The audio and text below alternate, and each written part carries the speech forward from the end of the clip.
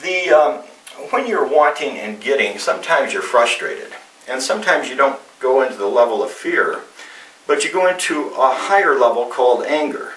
And that's where there's a lot of energy to correct or to move through a barrier.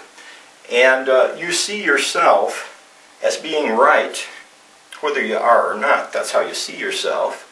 And you're angry that things are not right. How could the universe, how could God, how could other people allow a situation like this to exist? So your anger is this intense energy of moving through, of changing it, of calling for change, of protesting, of revolution. And that's what the area of anger is like. And frequently it moves into force, and sometimes it moves into violence and aggression, and sometimes it moves into revolution. I'm not saying that anger is bad. I'm saying that it has a higher level of power than some of these other energy fields for accomplishing something positive in the world. And if you look at the things going on in the Middle East in the last couple of years, and you see how people have become angry and they've chosen to protest and they've taken action to change their government, this is a constructive use of anger. Anger, the downside of it is it can be very destructive, and sometimes it actually causes more problems than it does good. But it also has some power to actually make things better when all the circumstances are right and if it's used wisely. The next level up is the level of pride. It's when wanting and getting becomes so skillful.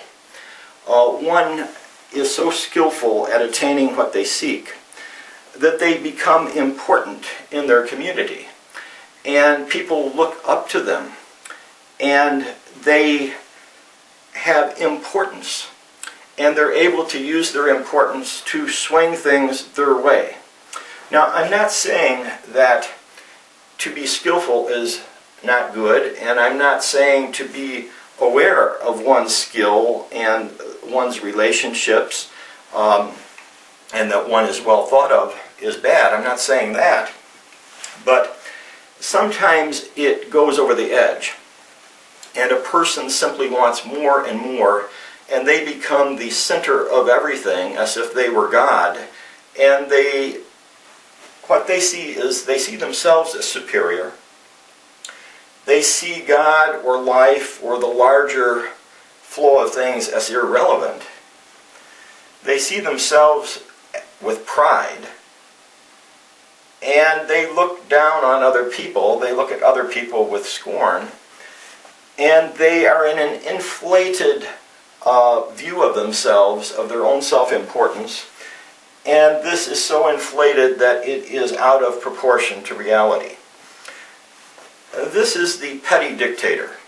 The petty dictator in the workplace, the petty dictator in the home, and the dictators in some world governments.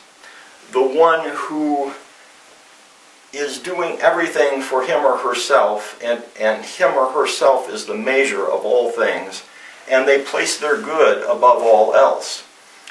And at some point, as they trample other people, they go too far, and there is a collapse of their power.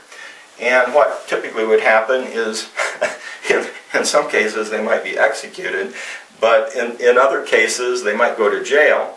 In other cases, they may go down a downward spiral into guilt, shame, depression, and so forth.